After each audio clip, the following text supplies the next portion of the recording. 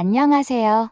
인생을 바꾸는 관점입니다. 오늘은 혼수 안 해줬다고 시어머니에게 라면만 주구장창 끓여준 며느리에게 참 독특하면서 기가 막힌 복수를 하신 강순희님의 사연입니다. 참 독특한 해결법이었지만 그래도 효과는 좋았다고 하는데요. 과연 강순희님은 어떤 방법으로 며느리에게 참교육을 하셨는지 지금 바로 들어보시죠.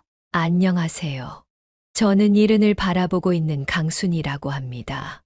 오래전 남편을 하늘나라로 보내고 하나뿐인 아들을 키우느라 정신없이 살아왔어요. 어린 시절부터 아들은 참 순하고 착한 아이라 저로서는 큰 말썽 없이 무탈하게 잘 자라준 것이 정말 큰 복이라 생각했죠.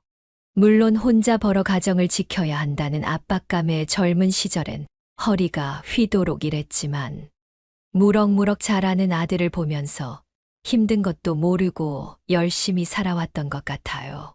그렇게 아들만 바라보며 살았던 제가 왜 이런 사연을 보내게 되셨는지 궁금하실 겁니다.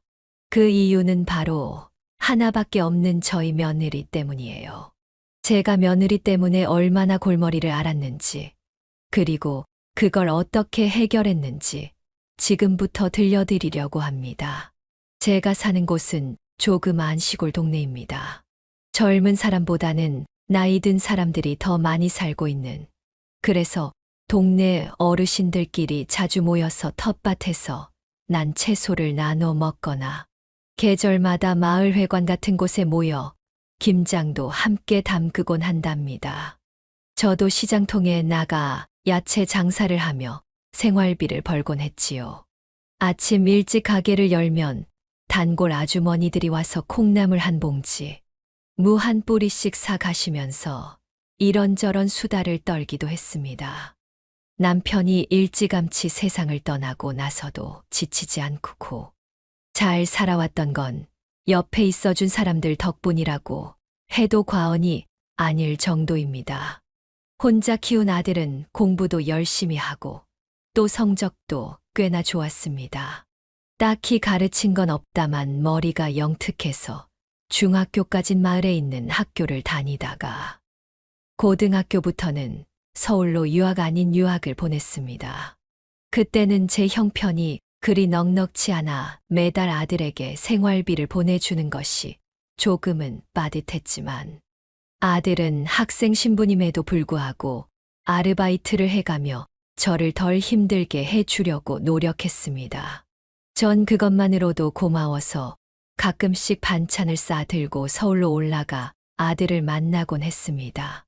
제게는 그것이 아주 소소한 인생의 낙이었어요. 비록 아버지 없이 자랐어도 삐뚤어지지 않고 공부도 열심히 하고 또 이렇게 수도권으로 올라와서 잘 지내고 있는 아들을 보면 밥을 먹지 않아도 배가 불렀죠. 다행히 아들은 대학교도 무난히 졸업하고 중소기업에 바로 취직을 하게 됐습니다. 아들이 취업을 하게 되었다는 소식을 들었을 땐 기쁜 마음도 들었지만 한편으로는 걱정이 되기도 했습니다. 부모 마음이라는 게 그렇잖아요. 아무리 아들이 야무지고 착실해도 세상 물정은 아차 하는 순간에 발목을 잡기도 하니까 말입니다. 그래서 저는 항상 아들에게 당부했습니다. 영주야, 혹시 힘든 일 생기면 꼭 엄마한테 말해. 괜히 엄마 걱정할까 싶어서 마음속으로 숨기고 끙끙 앓고만 있지 말고. 걱정하지 마셔요. 어머니, 제가 무슨 어린애예요? 저도 이제 내일 모레면 30대예요. 그리고 이제 취업도 했으니까 장사 그만하세요. 연세를 생각하셔야죠. 아이, 장사를 접기는 뭘 접어. 큰일 날 소릴. 너 어릴 때부터 한자리에서 쭉 해왔는데 물건들 힘이라도 남아있을 때 한 푼이라도 더 벌어놔야 나중에 너 결혼 미천을 걱정 없이 대줄 거 아니야. 아휴, 우리 어머니 고집 정말 못 말린다니까. 그렇게 아들이 취업을 하고 나서도 저는 꾸준히 시골 생활을 하면서 장사를 했습니다. 이따금씩 아들이 서울로 올라와서 같이 살지 않겠느냐는 이야기를 하기도 했지만 시골에 살던 사람이 도시 생활을 하게 되면 적응을 못한다는 이야기가 만연하기도 하고, 또 제가 이곳에 머물러 사는 것이 좋았기에 꾸준히 아들의 제안을 거절했습니다. 그렇게 아들이 직장 생활을 한 지 3년쯤 접어들었을 무렵, 느닷없이 제게 전화가 와서 이런 이야기를 하는 겁니다. 어머니, 사실 저 만나는 사람이 있어요. 한번 인사를 시켜드리고 싶은데 괜찮으세요? 응, 여자친구가 있었어. 엄마한테 말을 하지. 사람 일이라는 건 어떻게 될지 모르는 거잖아요. 만나다가 헤어질 수도 있는 거고, 괜히 가벼운 마음으로 만났다가 헤어지면 또 민망하니까 말씀 안 드리고 있었는데, 이제는 서로 결혼 이야기가 오가고 있어서 한 번은 보여드려야겠다 싶더라고요. 오, 그래. 괜찮은 아가씨인가 보네. 엄마는 언제든 괜찮으니까 너희 일정 맞춰보고 데리고 와. 궁금하다. 우리 아들이 만나는 아가씨가 어떤 아가씨인지. 아들의 이야기를 듣는 순간 심장이 쿵쿵 뛰더라고요. 우리 아들이 벌써 결혼을 이야기할 나이가 되었나 싶기도 하고, 그냥 뭐라 말할 수 없는 감정들이 왔다리 갔다리 하는 것 같았어요. 그리고 얼마 지나지 않아 아들은 주말에 여자친구와 함께 내려왔습니다. 회사 동료로 만나 1년 넘게 진지하게 사귀고 있다고 하더라고요. 이렇게 처음 만나게 된 사람이 바로 지금의 며느리입니다. 며느리의 첫인상은 무척 도회적이었습니다. 저처럼 시골 흙냄새가 몸에 밴 사람과는 전혀 다른 공기를 품고 있달까요? 새하얀 셔츠에 잘 어울리는 검정 바지를 입은 모습이 제가 TV에서나 보던 세련된 직장인 같더군요. 그리고 태어나서 지금까지 서울에서만 살았다기에 혹시라도 깍쟁이는 아닐까 걱정했는데, 생각보다 사근사근 제게 말을 잘 걸어줬습니다. 어머님, 평소에 영주 씨가 어머님 자랑을 많이 했어요. 그래서 어머님이 어떤 분이실까 하고 너무 궁금해했는데 이렇게 뵙게 돼서 기뻐요. 오래간만에 도시 벗어나서 상쾌한 공기도 마시고요. 우리 영주가 내 자랑을 많이 했나 보네요. 딱히 자랑할 만한 사람은 아닌데, 나도 아가씨를 이렇게 만나게 되어서 너무 기쁘고 반가워요. 아, 멀리서 오느라 힘들었죠. 배도 많이 고플 텐데. 얼른 밥 차려줄게요. 그날 저는 있는 반찬 없는 반찬 다 꺼내서 상을 차렸어요. 아들이 온다고 갈비찜도 하고, 감자조림, 콩나물 무침, 연근조림, 시골에서 직접 담근 김치 등등. 도시 밥상보다는 조금 촌티나 보이기는 했지만, 그래도 정성껏 상을 차리니 며느리가 입을 떡 벌리며 감탄을 하더군요.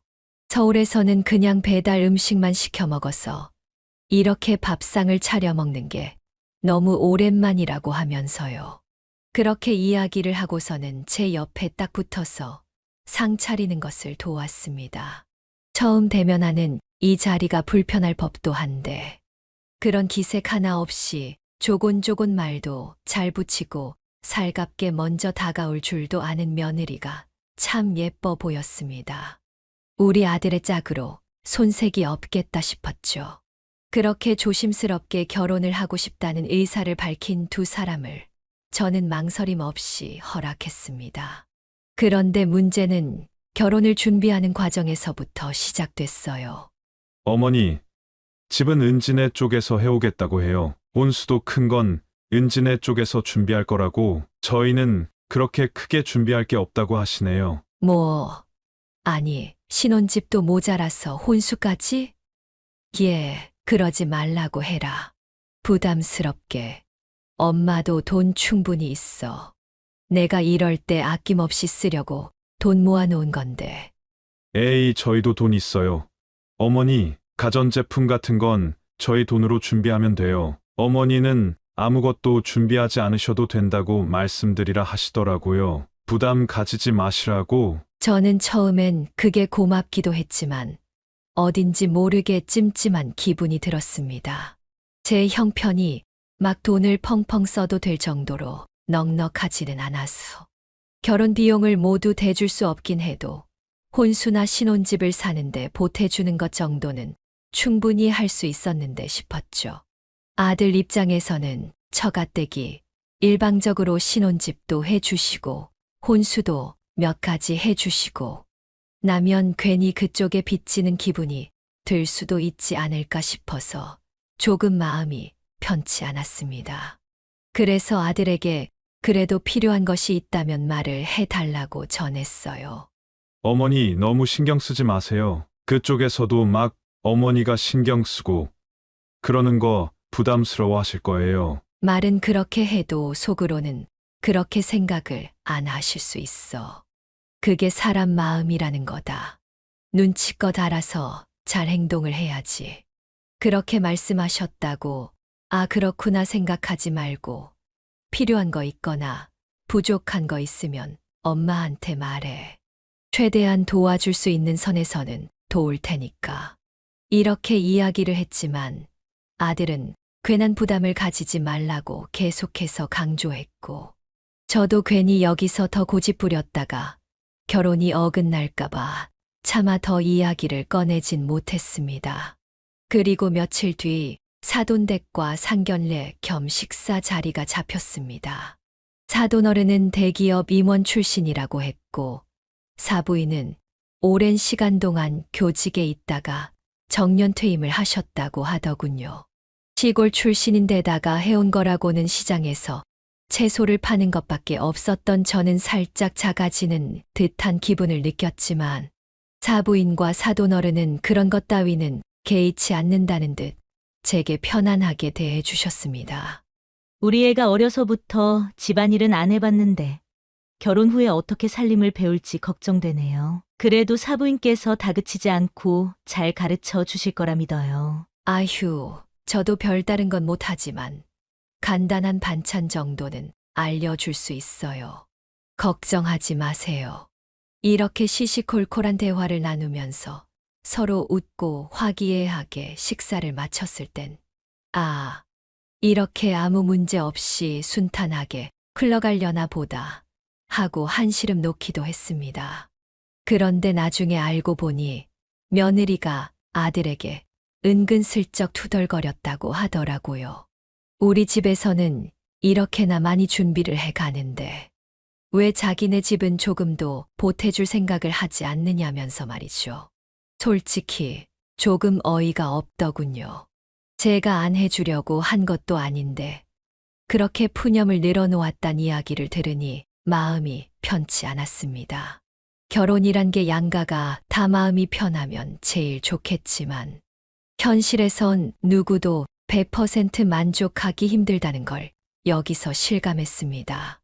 아들 앞에서는 아무렇지 않은 척했지만 마음 한구석에는 부족한 나 때문에 괜히 우리 아들 혼사를 망치는 건 아닐까 하는 자책도 들었어요. 그렇게 시간은 흘러 결혼식은 코앞으로 다가왔고 저는 궁금했습니다.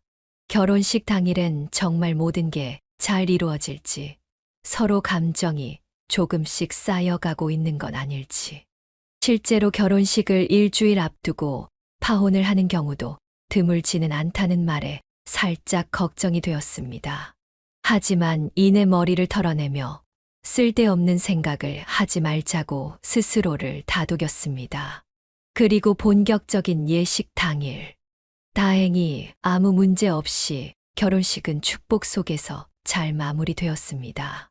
겉보기에는 아무 문제 없는 행복한 결혼식이었지만 묘하게 속사정이 조금씩 꼬이는 듯한 이 기분. 저는 이미 한 번 인생에서 큰 시련을 겪어본 사람이라 왠지 이런 사소한 잡음이 큰 갈등으로 번지지 않을까 하는 예감이 살짝 들었습니다. 부디 제 느낌이 틀리길 바랐지만 앞으로 펼쳐질 일들이 숨이 턱 막힐 정도로 복잡해지리라곤 그때는 상상조차 하지 못했습니다. 며느리는 아들 앞에서는 그렇게 이야기를 했지만 적어도 제 앞에서는 크게 불만스러운 티를 내지는 않았습니다. 가끔씩 명절이나 제 생일과 같은 특별한 날 저희 집으로 내려와서 같이 시간을 보내는 것이 전부였지만, 이 정도로도 만족했습니다.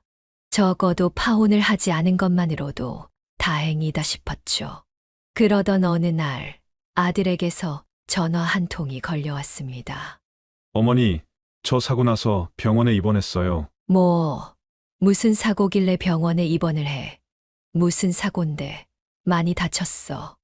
차에 치이는 바람에 다리뼈가 골절됐어요. 적어도 한 달은 깁스를 해야 할 것 같다네요. 이번 아버지 제사 때는 못 내려갈 것 같은데 어떡하죠? 얘는 지금 무슨 소리를 하는 거야?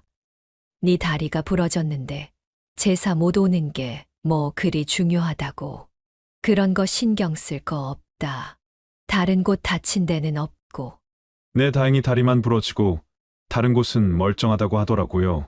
아휴, 천만 다행이다. 그래, 나중에 상황 정리되면 병원 어디인지 말해다오. 엄마가 올라갈 테니까. 아들이 사고를 당했단 소식을 듣고 심장이 미친 듯이 벌렁거렸습니다. 그래도 불행 중 다행히 다리 외에는 다친 곳이 없다고 하기에 그나마 조금은 마음을 놓을 수 있었죠. 그리고 며칠 후 아들은 상황이 어느 정도 정리가 됐다며 제게 입원한 병원을 알려줬습니다. 저는 가게를 며칠 쉬기로 하고 곧장 아들이 있는 서울의 병원으로 기차를 타고 올라갔어요. 많이 다치지는 않았지만 한쪽 다리에 통깁스를 하고 있는 아들의 모습을 보자니 마음이 아파왔습니다. 좀 조심하지 그랬냐며 괜한 타박을 하고는 이런저런 이야기를 나누는데 이상하게 며느리가 보이질 않는 겁니다. 주말이었는데도 말이죠. 그런데 은지는 어디 갔니? 일요일인데 출근하지는 않았을 거 아니야. 오늘 강원도에서 친구들이 온다고 해서 만나고 오라고 했어요. 어차피 있어봤자 할 것도 없고 지루하기만 할 텐데요, 세상에 남편이 이렇게 사고가 나서 깁스를 하고 누워있는데 친구들을 만나러 간 거야? 아이고 참. 친구들이야 얼마든지 만날 수는 있지만 어느 정도 괜찮아지고 나면 만나던지 하지. 그런 것까지 일일이 간섭할 필요 있나요, 제가 아예 거동을 못하는 것도 아니고. 괜찮아요, 어머니. 저는 아무렇지도 않아요. 아픈 아들을 내버려 두고 며느리가 친구들을 만나러 갔다는 이야기를 듣고 내심 속상했습니다.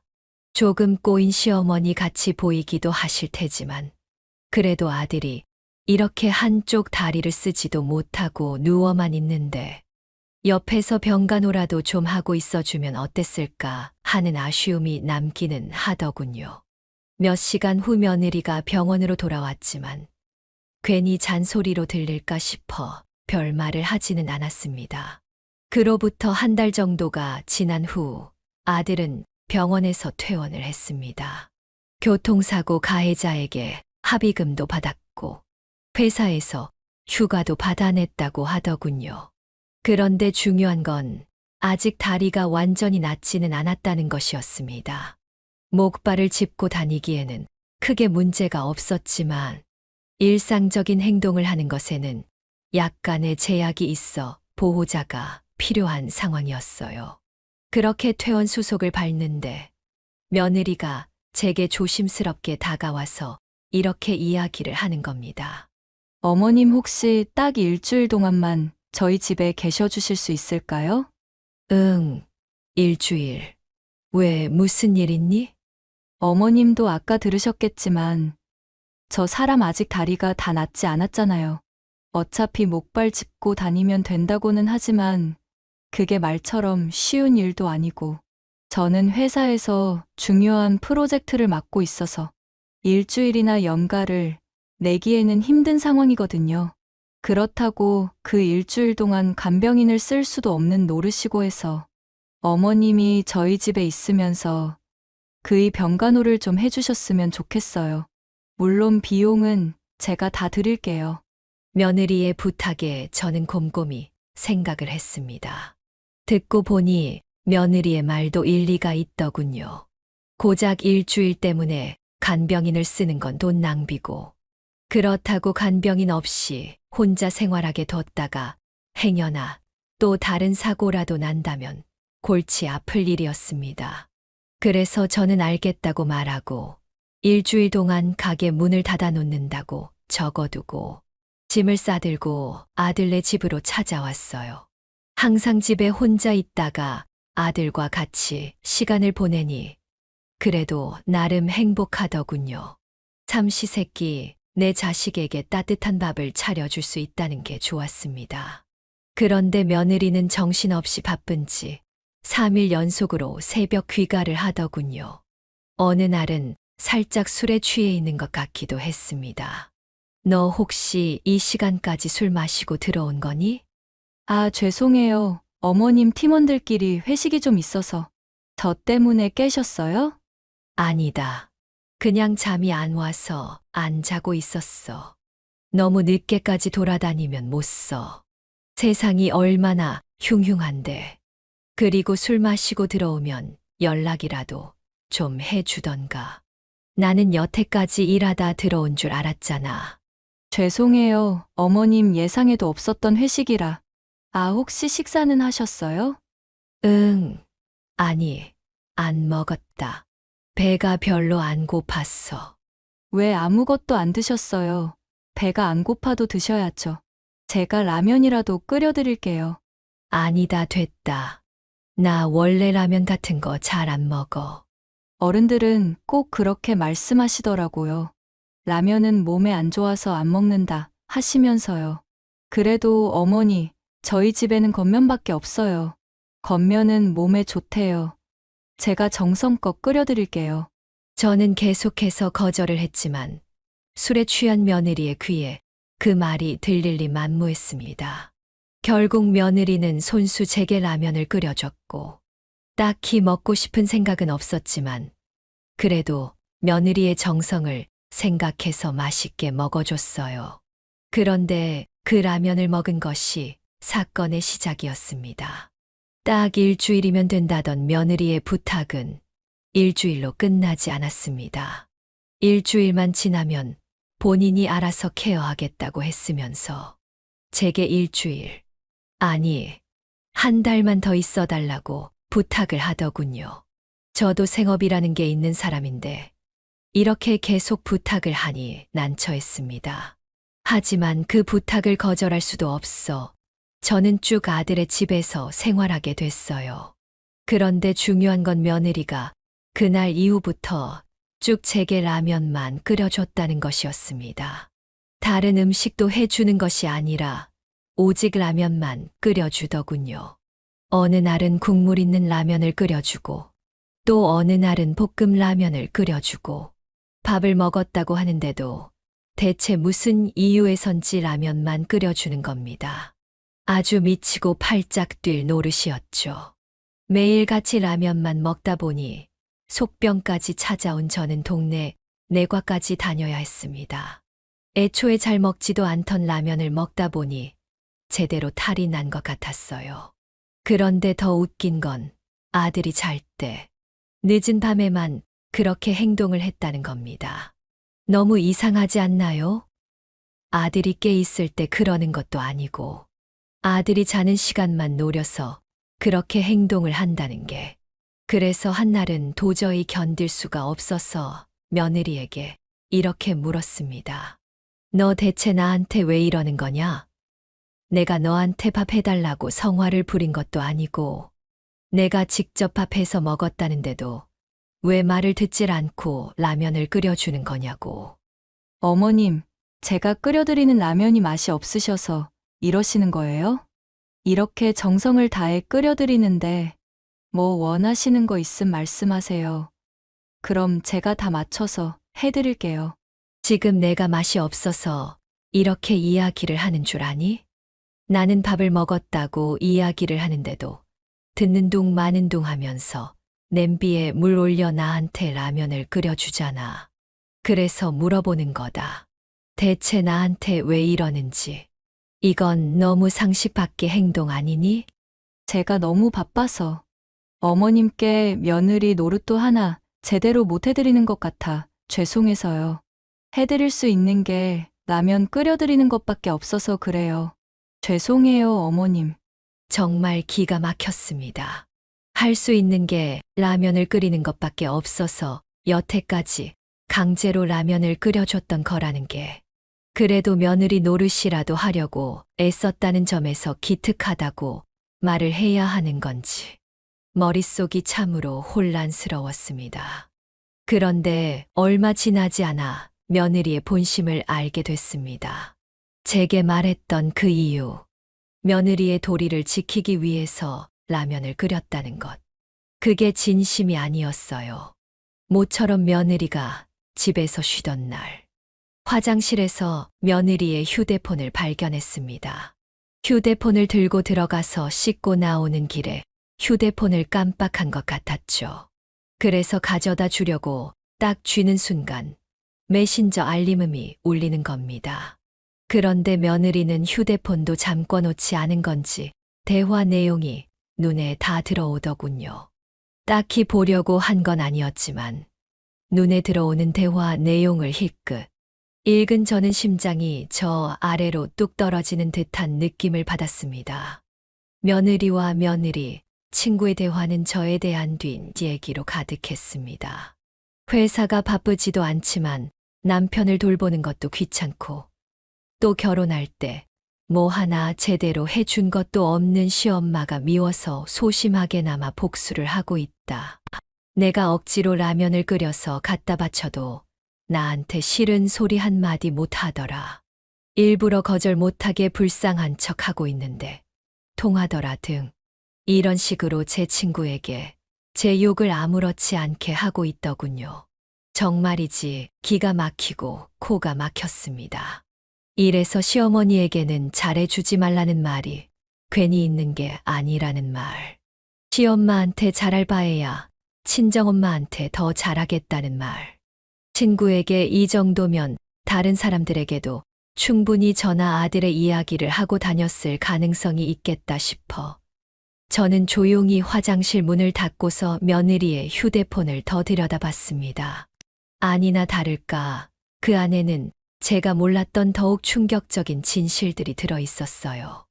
회사가 바빠 아들의 병간호를 제게 맡겼던 며느리는 가장 최근에 사돈댁에 혼자 갔다가 온 것 같았습니다. 아주 진수성찬으로 차려진 밥상 사진이 찍혀 있었고 가족들끼리 찍은 사진도 있더군요. 보아하니 사부인의 생신이었던 것 같았습니다. 케이크에 초를 꽂아 생일 축하 노래를 부르는 영상도 있고 그냥 말 그대로 아주 가관이더군요. 가족들끼리 충분히 시간을 보낼 수는 있지만 적어도 이야기 정도는 해 줄 수 있는 것 아닌가요? 제가 이런 거에 있어서 깐깐하게 구는 사람도 아니었고 그렇다고 친정 식구들과 시간을 보내는 걸 막는 사람도 아니었습니다. 그랬기에 이런 며느리의 행동을 더더욱 이해할 수 없었어요. 게다가 불만이 있으면 저한테 직접 이야기를 하면 되는 걸 가지고 저와 전혀 관련이 없는 제3자에게 제 험담을 늘어놓는 걸 눈으로 보니 그냥 맥이 탁 풀리더군요. 정말 화가 머리 끝까지 차올라 미쳐버릴 것 같았습니다. 그냥 아예 대놓고 다 엎어버릴까 싶었지만 이내 정신을 차리고 최대한 평정심을 유지하려 노력했습니다. 그리고 아무 일도 없었다는 듯 화장실에 며느리의 휴대폰을 내려놓고 조용히 나왔어요. 제가 화를 내지 않은 이유는 아주 간단합니다. 여태껏 저와 아들을 속이고 뒤지애기까지 해온 며느리를 시시하게 혼내주고 싶지는 않았거든요.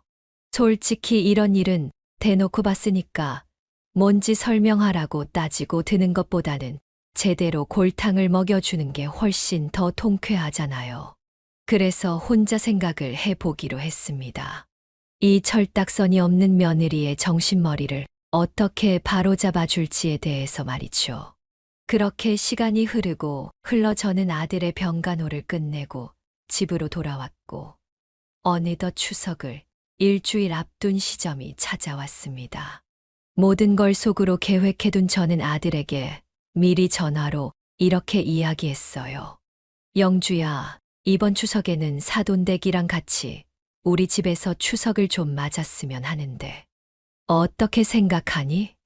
네. 무슨 말씀이세요, 어머니? 장인어른이랑 장모님이랑 집에서 같이 추석을 보내시겠다고요? 시골집 말씀하시는 거죠. 응. 생각을 해보니 결혼식 이후로 아직 양가가 제대로 모일 자리가 없었잖니. 맛있는 음식 차려놓고 명절 분위기를 내면 서로 더 가까워지고 좋지 않겠어. 사돈께는 내가 전화를 드릴 테니 그렇게 알고 추석날 집으로 내려오면 된다.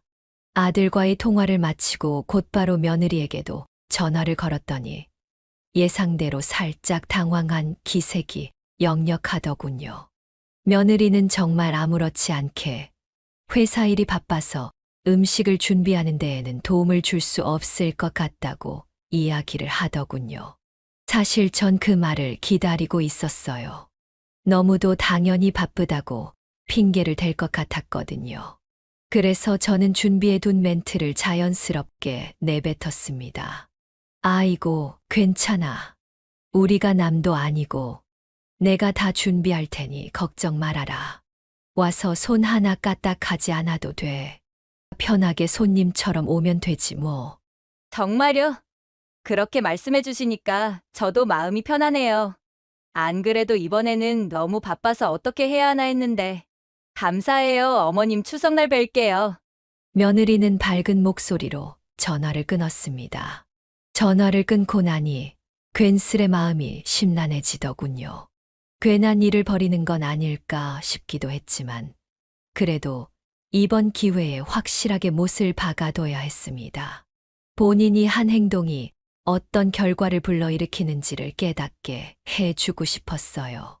그렇게 사돈댁에도 이 사실을 전해드렸고 사돈댁은 저의 제안을 흔쾌히 받아들이셨습니다. 그렇게 시간이 흘러 추석을 이틀 앞둔 시점이 되었습니다. 저는 전날 밤부터 추석 음식 준비에 들어갔어요. 튀김을 튀기고 전을 부치고 맛난 나물 3가지를 준비했습니다. 새벽녘에 부엌이 꽉 찬 음식 재료들을 보며 이걸 언제 다 하나 싶었지만 그래도 하다 보니 어찌저찌 만들어지기는 하더군요. 그리고 다음 날 늦은 오후쯤 아들과 며느리가 도착했어요. 어머님, 음식 혼자 준비하시느라고 힘드셨죠? 정말 죄송해요. 회사에 일이 너무 많아서 잠도 제대로 못 자고 왔거든요. 그랬어. 많이 피곤하겠네. 온다고 힘들었을 텐데. 어서 방에 들어가 쉬어라. 며느리는 제 말이 끝나기가 무섭게 방 안으로 쏙 하고 들어가 버렸습니다. 아들은 뒷정리라도 할 것이 없느냐고 물었지만 전 손사래를 치면서 앉아서 쉬라고 말했어요. 그렇게 저는 다시 부엌에서 바쁘게 전을 부치고 탕을 끓이고 각종 나물을 무치며 시간을 보냈고 일찌감치 잠에 들었습니다. 그리고 다음 날 아침 사돈댁이 도착한다는 연락이 왔죠. 그제야 며느리가 방에서 나와 어색하게 뭔가 도울 일이 있느냐 물었고 저는 그런 거 없으니 편히 쉬라고 말했습니다. 며느리는 대답을 하지 않았지만 얼굴 표정으로 알 수 있었습니다. 마치 잘 됐다. 굳이 귀찮게 음식을 할 필요 없으니 살았다라는 표정이었달까요? 왜 그런 말 있잖아요. 사람은 얼굴 표정으로 모든 감정을 읽을 수 있다는 말. 며느리의 표정이 모든 감정을 말해주고 있었습니다. 그리고 몇 시간 후 사돈어른과 사부인이 집으로 찾아오셨습니다. 저는 사돈어른과 사부인께 반갑게 인사를 한 뒤 차례상을 차리기 시작했어요. 전만 해도 7종류, 고기 요리, 생선찜, 잡채, 나물, 그리고 탕국에 이르기까지. 제가 나름의 정성을 들여 준비한 음식을 올려놓으니 모두가 입을 떡 벌린 채 감탄사만 내뱉더군요. 세상에, 사부인 이걸 혼자서 다 준비하셨다고요? 말도 안 돼. 이걸 어떻게 혼자. 제가 좀 더 일찍 내려올 걸 그랬어요. 혼자 하는 것보다 같이 하는 게 시간도 덜 들고 힘도 덜 들 텐데. 은지야, 너는 옆에서 안 도와드리고 뭐 했어? 엄마, 나도 일하다가 늦게 왔거든? 그리고 어머님이 도와줄 거 없다고 말씀하셨단 말이야. 그럴 때 옆에서 도와드리면 되려 걸리적거리기만 한다고. 그쵸, 어머님? 맞아요. 제가 은지 보고 쉬라고 이야기했어요. 시골에서는 이렇게 차례상을 차려 먹는 게 일상이기도 하고, 제가 원체 힘이 좋아서 이런 일 정도는 껌으로 해낸답니다. 자, 그러면 다 모였으니 어서 차례 지내고 식사들 하시죠. 식구들은 차례를 지낸 후 다들 앉아서 음식을 맛보기 시작했습니다. 다들 음식이 너무 맛있다며 칭찬을 하기 바빴고, 며느리도 겉으로는 너무 맛있다며 즐겁게 먹는 척했지만 어딘가 불안한 모습을 보이고 있었습니다. 그 타이밍을 노려 저는 가만히 수저를 내려놓고 자리에서 일어섰어요. 그리고는 부엌에서 라면 봉지 여러 개를 주섬주섬 들고 나왔습니다. 한 봉지도 아니고 대여섯 봉지를 한아름 꺼내서 말이죠. 사돈어른, 사부인, 아들은 당황스러운 표정으로 저를 바라보고 있었고, 며느리는 상황 파악이 안 되어 멍하니 저를 쳐다보다가 라면 봉지를 발견하고는 사색이 되었습니다. 며느리의 표정이 참 가관이었어요. 사부인, 웬 라면이에요? 먹을 게 이렇게 많은데 라면 끓여 드시려고요? 아니요. 이게 오늘의 스페셜 메뉴예요. 제가 일주일이 넘는 시간 동안 이 라면만 지겹도록 먹었거든요. 누가 저한테 이게 그렇게 몸에 좋은 거라고 하면서 끓여주더라고요. 그래서 오늘 사돈어른, 사부인께도 직접 해드리고 싶어서 이렇게 준비했습니다. 어머니, 그게 무슨 말씀이세요? 누가 어머니한테 라면만 끓여드렸다는 거예요? 내가 누굴 말하는 거겠니? 당연히 우리 사랑스러운 며느리지. 제 말이 끝나자마자 분위기는 정말 얼음장같이 얼어붙어 버렸습니다. 식탁 위에 놓인 수많은 음식이 무색해지는 순간이었죠. 모든 시선이 며느리를 향했고, 저는 며느리를 향해 방긋 웃어 보였습니다. 며느리는 땀을 뻘뻘 흘리며 난처한 표정을 짓고 있었고 말이죠. 저는 여기서 멈추지 않고 상에 라면 봉지를 올려놓으며, 저도 평소에 라면을 안 먹는 편은 아닙니다. 그런데 일주일 내내 라면만 먹으니 속이 안 좋아져서 병원까지 다녀왔지 뭐예요. 밥을 먹었다고 해도 억지로 라면을 끓여줘서 그런가 라고 웃으며 말했습니다. 제 말을 듣는 이들은 화를 낼 수도 그렇다고 같이 웃을 수도 없는 기묘한 분위기가 됐죠. 어머님, 제가 말씀드렸잖아요. 제가 며느리로서 너무 못해드린 것 같아서 조금이나마 며느리 노릇 좀 해보고 싶었다고. 그래서 매일같이 끓여드렸던 건데 어머님도 좋다고 드신 거 아니셨어요? 나는 단 한 번도 좋다고 말한 적 없다. 내가 워낙 바쁘다 하니 라면이라도 끓여주면 고마워해야 하는 줄 알고 말 없이 먹은 거지. 그런데 내가 뒤늦게 알게 된 사실이 있어. 네가 친구랑 주고받은 메시지에서 해준 것도 없는 시어머니한테 뭐하러 잘해주냐 는 식으로 내 뒤지 얘기를 해놨더라. 나는 거기에 대한 설명이 듣고 싶구나. 잠깐, 이게 무슨 말이야? 은지 너 다른 사람한테 사부인에 대해 뒷 얘기를 하고 다녔다는 거니? 지금? 순식간에 식탁 분위기가 서늘해졌습니다. 아들은 당황스러워서 말을 잇지 못했고, 사부인은 며느리를 흔들며 무슨 말이라도 해보라며 화를 내고 있었습니다. 며느리는 입술을 꽉 깨물고 고개를 들지 못했어요. 괜히 아니라고 변명을 할까 싶어 그동안 제가 찍어 놓은 라면 사진들과 며느리와 며느리의 친구가 나눈 대화를 찍어둔 것들을 보여드렸습니다. 결국 사부인과 사돈어른께서 언성을 높이고 고함을 지르며 며느리는 그제야 울먹이며 서운해서 그랬다.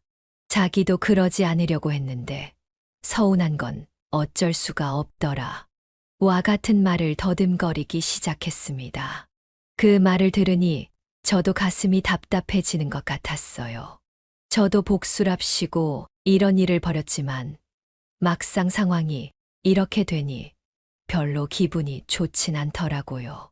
그래서 우선 상황을 중재시켰습니다. 두 분 다 너무 화내지 말고 우선 진정하셔요.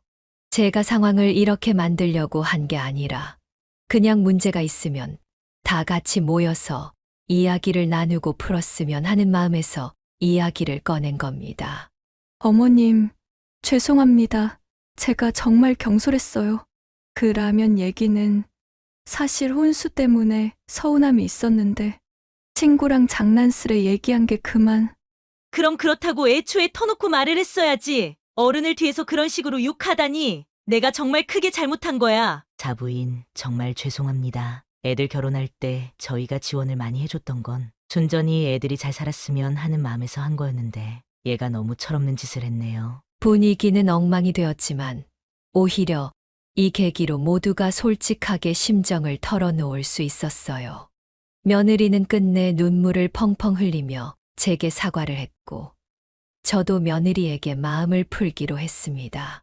다시는 그러지 않겠다는 약속까지 받아낼 수 있었죠. 그렇게 겨우 상황은 정리될 수 있었습니다. 솔직히 이날이 지나고 나면 모든 게 바로 해결될 줄 알았어요.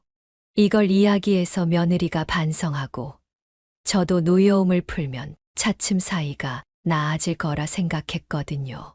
하지만 인생이라는 건 그렇게 쉽지가 않더군요. 사돈어른과 사부인이 서울로 먼저 올라가자마자 며느리는 눈빛을 싹 바꿔 제게 달라들기 시작했습니다. 어머님, 제가 이 말씀까지 안 드리려고 했는데 어머님 정말 유치하시네요. 어떻게 저희 부모님을 여기까지 불러서 그런 이야기를 하실 수가 있어요? 왜? 내가 없는 이야기를 지어서 한 것도 아니고 틀린 말을 한 것도 아닌데. 그리고 너 나한테 울면서 죄송하다고 말하지 않았니? 아무리 그래도 저희 부모님 앞에서까지 그렇게 말씀하실 건 없었잖아요. 당신, 지금 어머니 앞에서 무슨 짓이야? 당장 그만 못해. 안 되겠다. 어머니, 저희도 이만 올라가 볼게요. 지금 이 상황에서 대화 나눴다가는 해결도 안 되겠어요. 가긴 어딜 가? 나 아직 말 안 끝났어. 눈을 부릅뜨고 바락바락 달라드는 며느리를 아들이 질질 끌고 갔습니다. 저는 그 모습을 보며 며느리가 정신을 차리려면 한참 멀었다는 생각을 했어요. 제 부모 앞에서는 잘못했다며 눈물을 펑펑 쏟아놓고서는 돌아서니 바로 이중적인 모습을 보이는 게 마냥 기가 차더군요. 그렇게 일이 마무리되고 다시 아들 내외에게 연락이 온 건 추석이 끝나고 열흘 정도 지난 시점이었습니다. 아들이 진지하게 나누고 싶은 이야기가 있다며 주말에 며느리와 함께 시골집으로 내려오겠다고 말을 하더군요. 그래서 저는 그러라고 했습니다. 대체 무슨 이야기가 더 할 게 남아서 그런가 싶기도 했고 앞에서 또 눈을 뒤집어 까고 대들면 저도 가만히 있지 않을 생각이었죠. 그런데 주말에 찾아온 아들과 며느리는 사뭇 분위기가 달랐습니다. 며느리는 어쩐지 제게 달라들 기색이라고는 조금도 보이지 않았고 도끼라고는 싹 빠진 채 고개를 푹 숙이며 우물쭈물거리고 있었어요. 그 모습을 보는 순간 참 묘하다는 생각이 들더군요.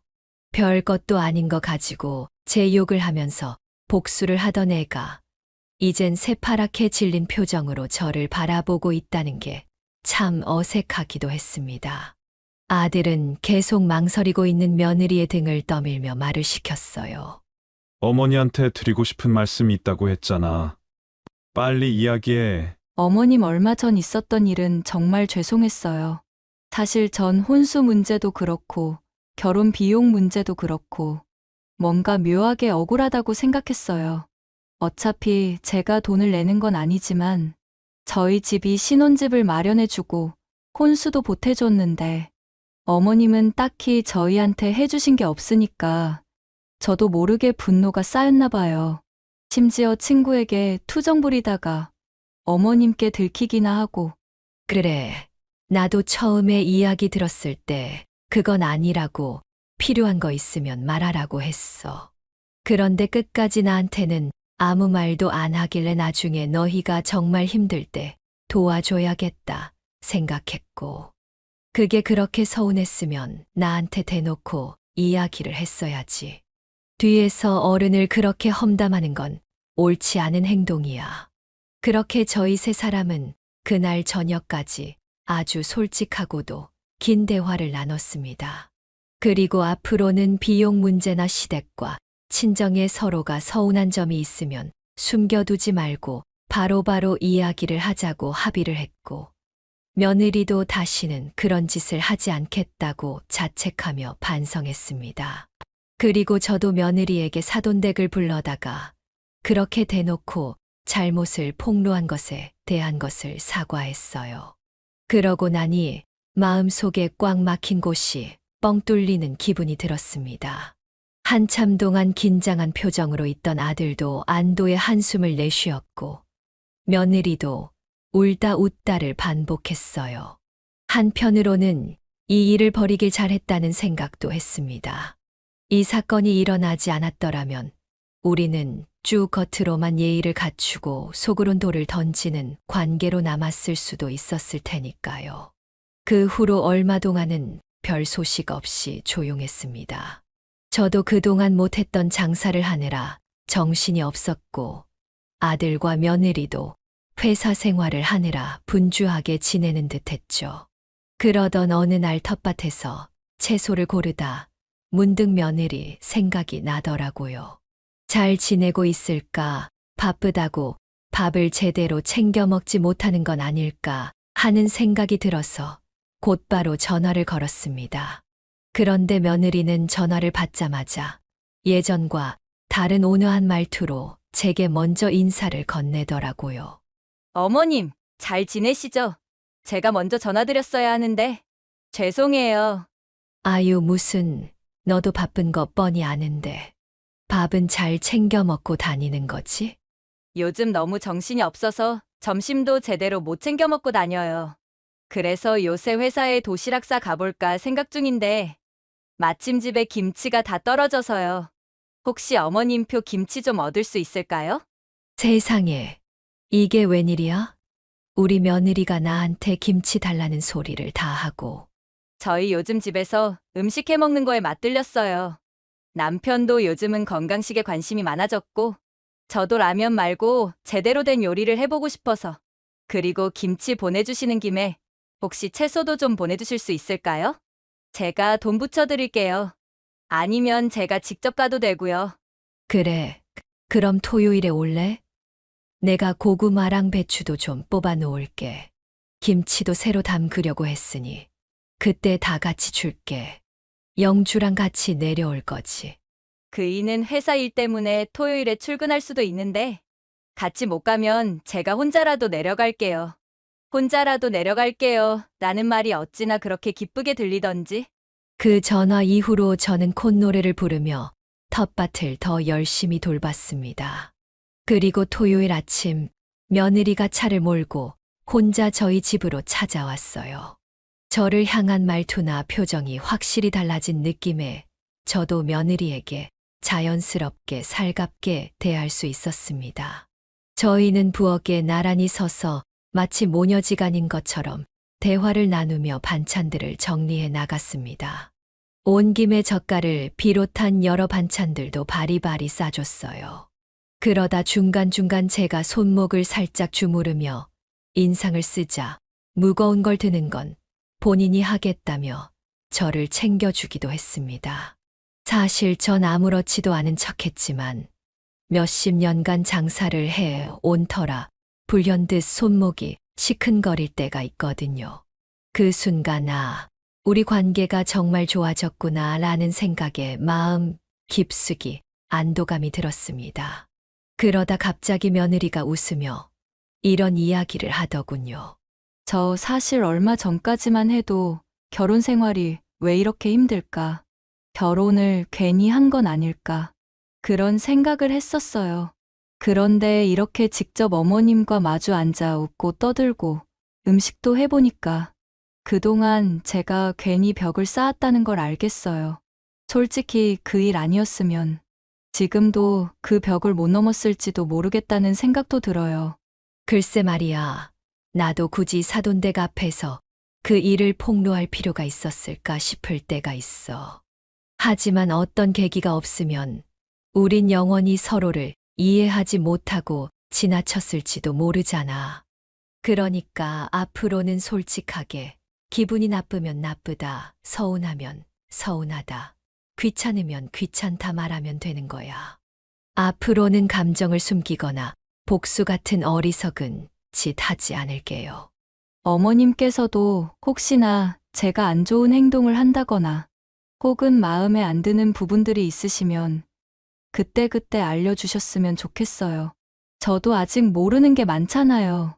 배우고 맞춰가는 게 부부인 것처럼 시댁 식구랑도 그래야 한다는 걸 깨달았어요. 솔직히 여러분들이 제 사연을 들으면 이런 일이 어딨어. 요즘 젊은 것들이 너무하네 라거나 시어머니도 참 대단하네 같은 반응을 보일 수도 있겠지만 사람 마음이라는 게 갈등을 없애는 게 아니라 서로 다름을 인정하고 해결하려고 노력할 때 진짜 가족이 된다고 믿거든요. 그리고 그 노력의 과정 속에서 한층 더 성숙해지는 게 시어머니와 며느리의 관계가 아닐까 싶어요. 라면 하나 때문에 많은 것들을 알게 됐고 서로 고난을 조금 겪긴 했지만 결국에는 서로 화해를 하게 됐고 저는 며느리를 불편하게 여기지 않게 됐으며 며느리도 저를 어려워하거나 어색해하지 않고 자발적으로 제게 살갑게 군이 이걸로 다행이라는 생각을 하고 있습니다. 진작에 이런 관계였다면 괜한 일이 일어나지 않고 좋았을 텐데 하는 아쉬움은 있지만 그래도 지금이라도 이렇게 관계가 발전한 것에 대해서 다행이다 싶어요. 요즘은 매일 같은 시간에 며느리한테 문자 메시지가 옵니다. 어머님, 오늘은 계란찜을 해봤는데 간이 좀 싱거워진 것 같아요. 분명히 인터넷에서 가르쳐 준 대로 만들었는데 뭐가 잘못된 건지 모르겠어요. 혹시 소금을 좀 더 넣어도 돼요? 아빠 숟가락으로 2스푼 정도 넣었거든요. 아니면 다른 조미료를 넣었으면 하는데 괜찮을까요? 라고 묻거나 저희 회사에서 이번에 처음으로 김장 파티를 하는데 어머님 김장 레시피를 참고해봐도 될까요? 그럼 회사 사람들이 진짜 환장하고 먹을 것 같아요. 라는 식으로요. 그런 평범한 일상 속 대화가 저를 얼마나 기쁘게 하는지 모릅니다.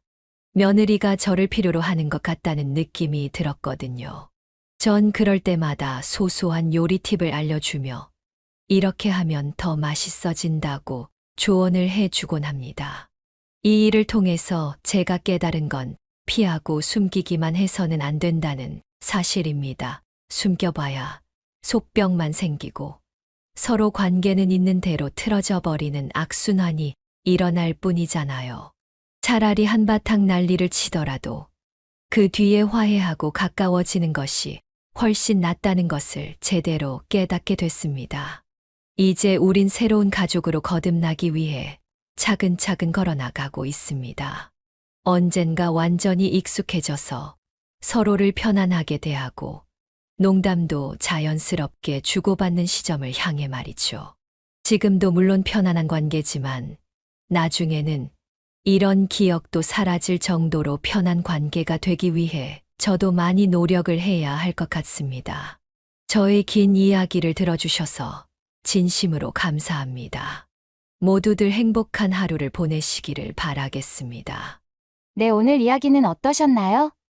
오늘 이야기를 듣고 어떻게 생각하시는지 어머님, 아버님의 생각을 댓글로 공유해주세요. 저는 또 다른 사연으로 찾아뵙겠습니다. 좋아요, 구독, 알람 설정을 통해 앞으로도 따뜻한 정을 나눌 수 있게 함께 해주세요. 어머님, 아버님의 삶의 지혜와 경험을 나눌 수 있는 통로가 되겠습니다. 오늘도 인생을 바꾸는 관점을 통해 사연을 들어주셔서 감사합니다. 주셔서 감사합니다. 주셔서 감사합니다. 주셔서 감사합니다. 주셔서 감사합니다. 주셔서 감사합니다. 주셔서 감사합니다. 주셔서 감사합니다. 주셔서 감사합니다. 주셔서 감사합니다. 주셔서 감사합니다. 주셔서 감사합니다. 주셔서 감사합니다. 주셔서 감사합니다. 주셔서 감사합니다. 주셔서 감사합니다. 주셔서 감사합니다. 주셔서 감사합니다. 주셔서 감사합니다. 주셔서 감사합니다. 주셔서 감사합니다. 주셔서 감사합니다. 주셔서 감사합니다. 주셔서 감사합니다. 주셔서 감사합니다. 주셔서 감사합니다. 주셔서 감사합니다. 주셔서 감사합니다. 주셔서 감사합니다. 주셔서 감사합니다.